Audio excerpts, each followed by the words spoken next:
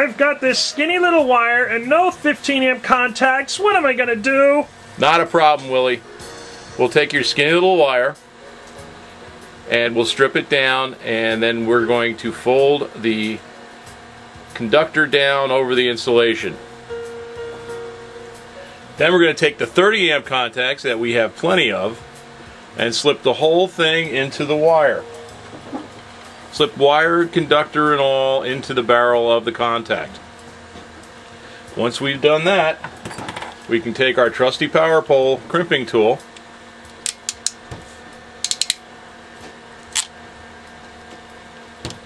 and crimp the contact down. Cool.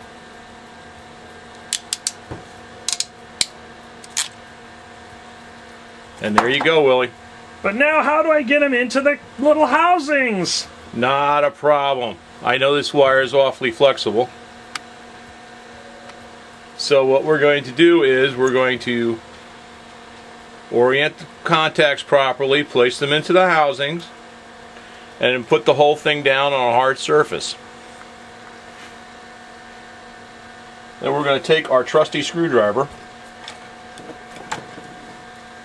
We're going to put our trusty screwdriver, let's zoom in here. I'm going to find it. There we go. We're going to take our trusty screwdriver, put it on the shoulder of the contact,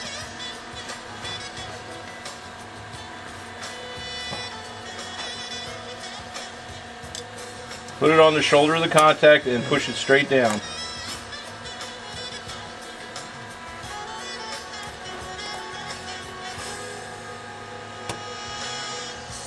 Until you feel it click.